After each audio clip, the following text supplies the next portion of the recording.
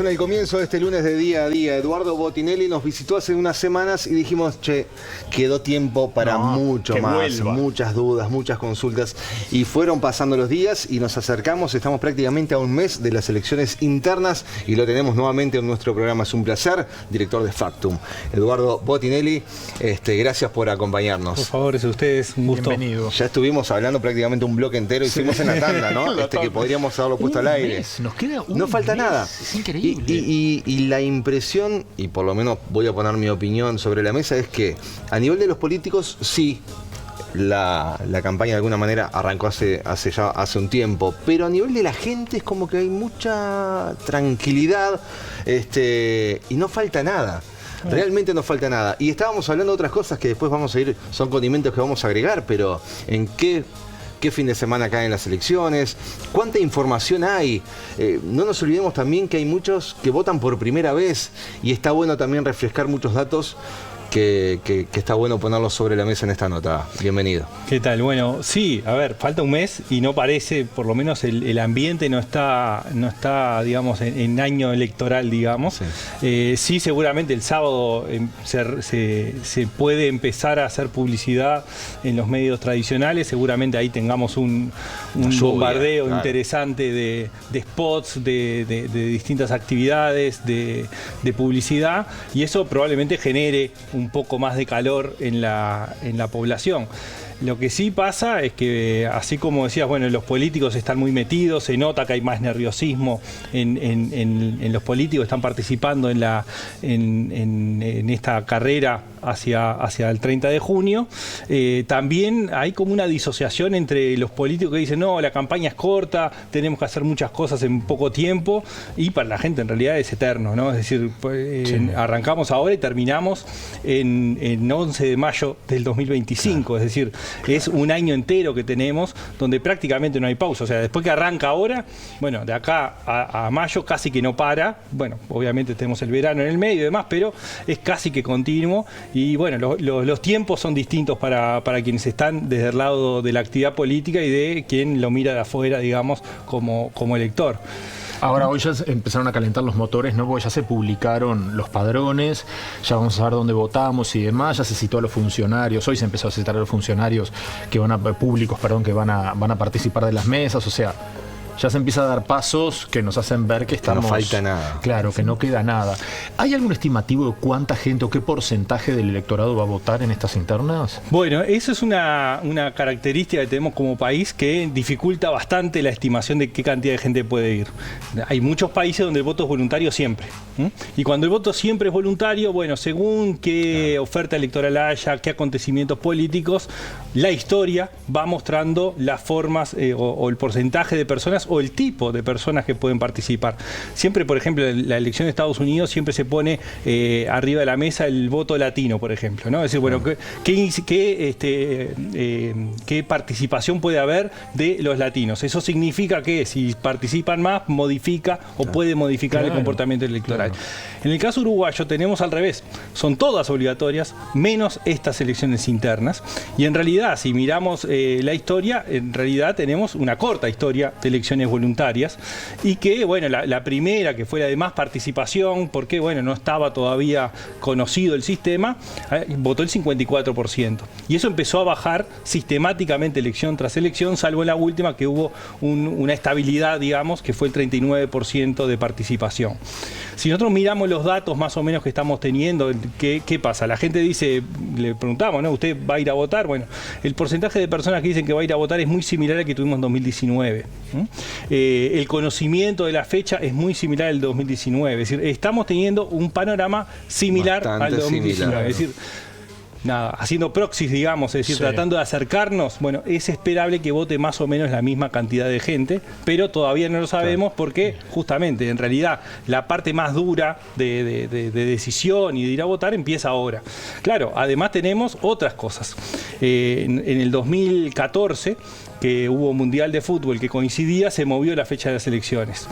Este año tenemos la Copa América, no tiene el mismo nivel, digamos, de adhesión de la gente, ¿no? que un Mundial. Además, el Mundial que se juega en Brasil, ¿no? Es decir, había como muchos condimentos ahí arriba de la mesa. Entonces, eso llevó a mover la fecha de las elecciones que hicieron el 1 de junio.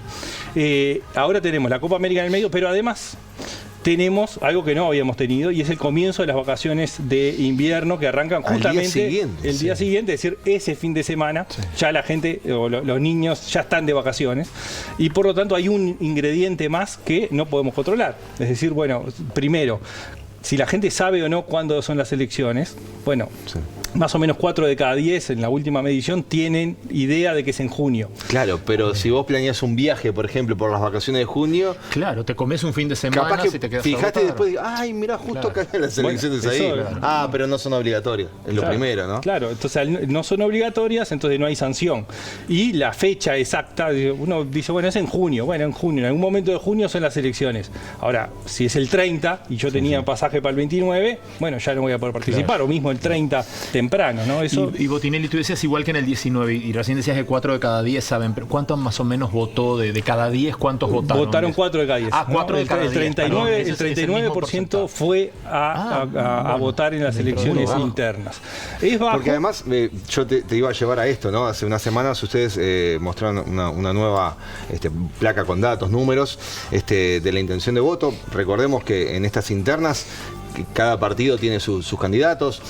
Hubo algunos candidatos que bajaron su candidatura también y se unieron a otras fuerzas. Entonces todo eso genera también ciertos movimientos de qué va a pasar con el voto de la gente. Y te llevaba a esto, la diferencia que hay dentro de los partidos con los candidatos. ¿Cuánto puede jugar esto de que el voto no sea obligatorio y que vaya un porcentaje tan bajo como el que se prevé? Bueno, eso también es un factor importante, porque claro, cuando una elección es muy reñida, bueno, quien tiene una preferencia tiene más incentivos para ir a votar que cuando una elección aparece como definida por lo que van mostrando las encuestas, ¿no? Porque eso, bueno, si igual va a ganar el que yo quería, ¿para qué voy a ir, no? Claro. Es decir, bueno, teniendo todos estos ingredientes. Además, bueno, un día como hoy, frío y lluvia, también es un elemento más que se pone arriba de la mesa para decidir si se va o no ese mismo día, ¿no? Entonces, sí, de acuerdo a cómo termina conformándose la oferta, cuál sea el panorama final, digamos, también puede tener una incidencia en cuánta gente puede ir a votar. Y hay un dato interesante ahí de lo que hablaba recién, de la cantidad de gente fue a votar. Fue a votar el 39%, pero no todos eligieron candidatura presidencial, que lo hablamos la otra vez que tuvimos. Hay un porcentaje, cerca del 6%, de quienes fueron a votar no eligieron candidatura presidencial o el órgano deliberativo nacional, que es lo que se vota en la misma hoja, y votaron solamente en lo departamental.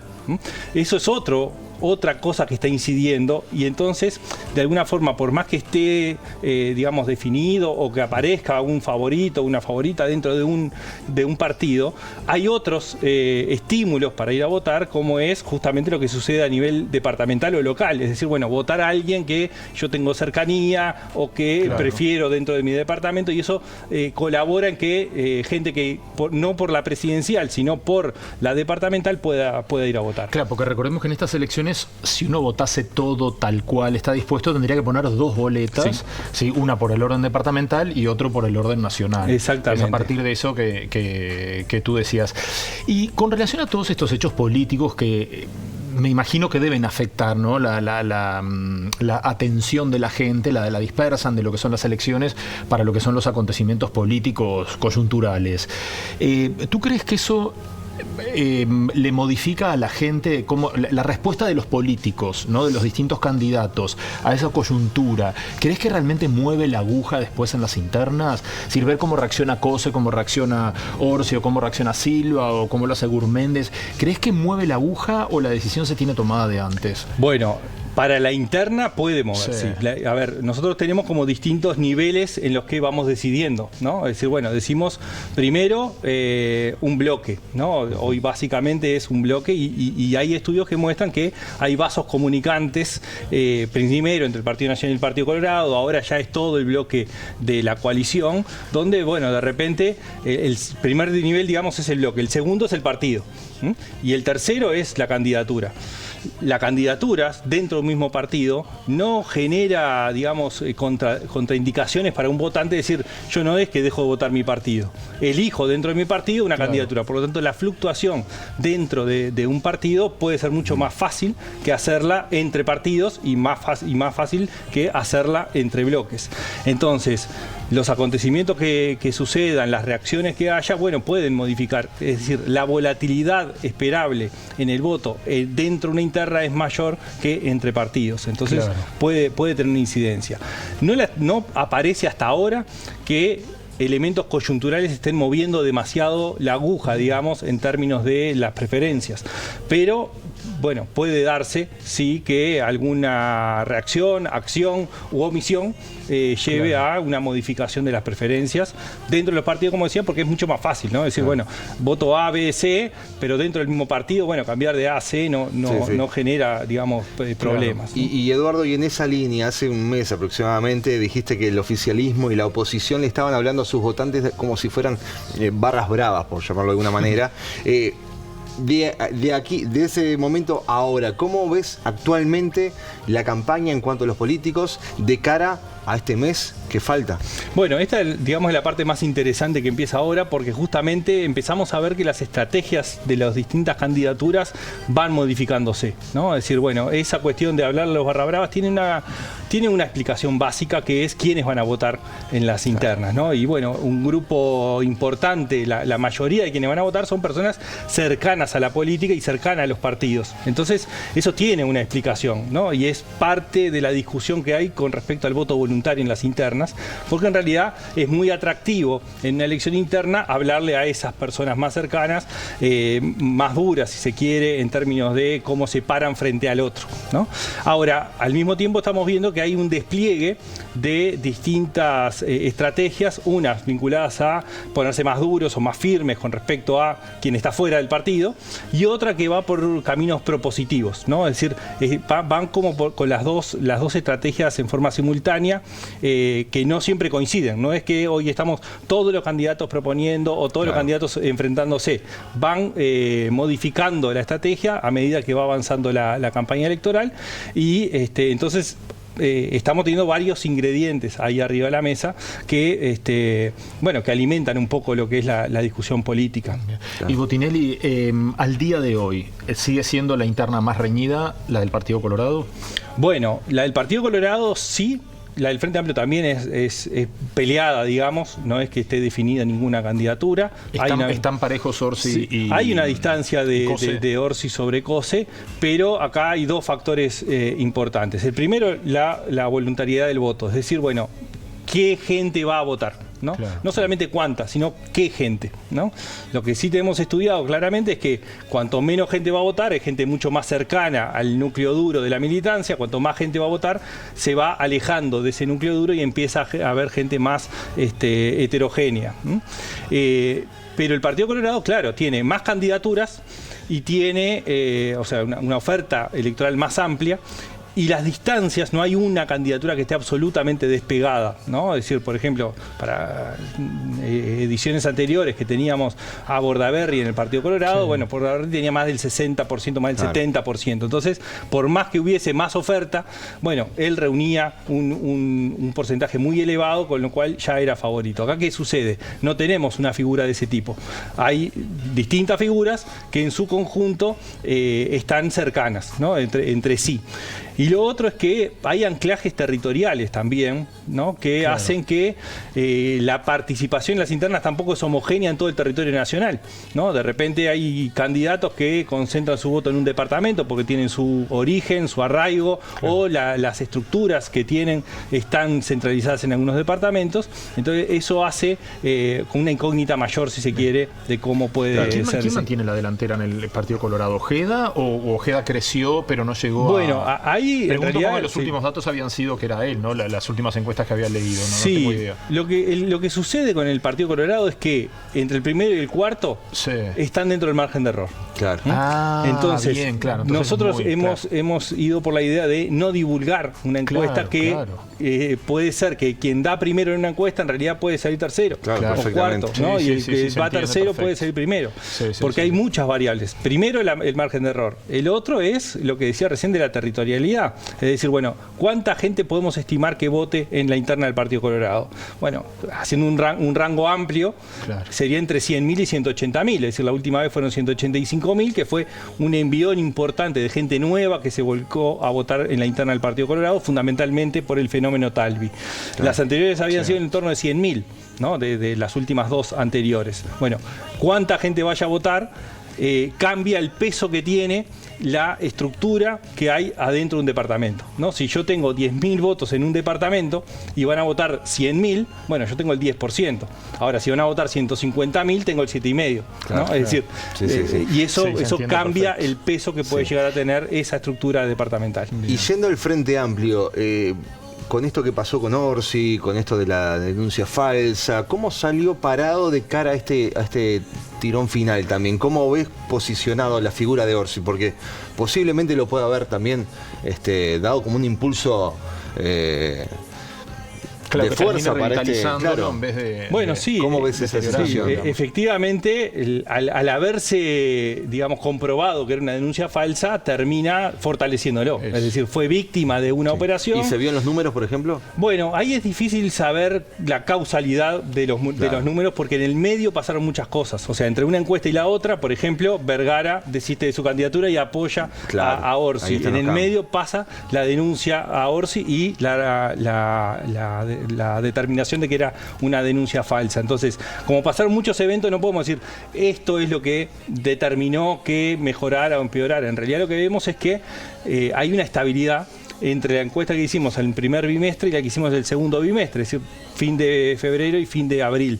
Bueno, en el medio de esas dos encuestas pasaron todas esas cosas, ¿no? Claro. Entonces no podemos saber qué es lo que movió o no movió, es decir, si se mantuvo estable porque en el medio pasaron cosas que los acercaron y luego los alejaron. Esa es una hipótesis, es decir, bueno, en principio había habido un acercamiento, pero después que sucedieron estos eventos, sobre todo el apoyo de Vergara a la candidatura de Orsi y la ratificación de que la denuncia era falsa, bueno, todos esos pueden haber incidido, pero en definitiva mantuvieron estable Claro. esa Lo que sí diferencia. queda claro es que ese primer lunes de julio arranca otro partido. Bueno, sí, ¿no? sin dudas. Ahí arranca otro partido, es casi que barajar y dar de nuevo, porque bueno, hay partidos que tienen interna, ¿no? Partido Nacional, Partido Colorado, Frente Amplio. Hay otros que no lo tienen, como el Partido Independiente, Cabildo Abierto, y hay otros partidos menores que primero tienen que llegar a los 500 votos en la interna para seguir hacia Para adelante. seguir así. Entonces, Claro. el 1 de julio vamos a saber primero cuántos partidos van a competir Claro. el 27 de octubre.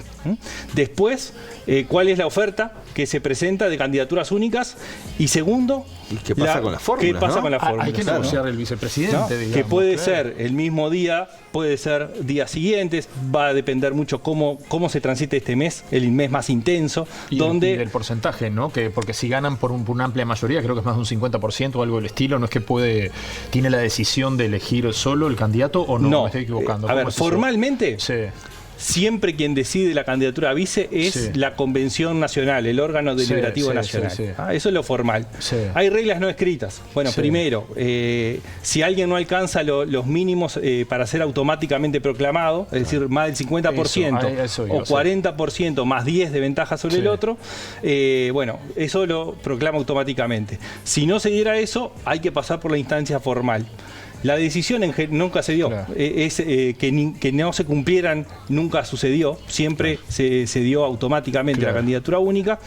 Y la regla no escrita para la vicepresidencia es que efectivamente, digamos, tiene que ver mucho con la oferta electoral, tiene que ver con cómo es la interna, pero a veces, si es una interna relativamente reñida, que expresa corrientes distintas dentro de un partido, se tiende a complementar.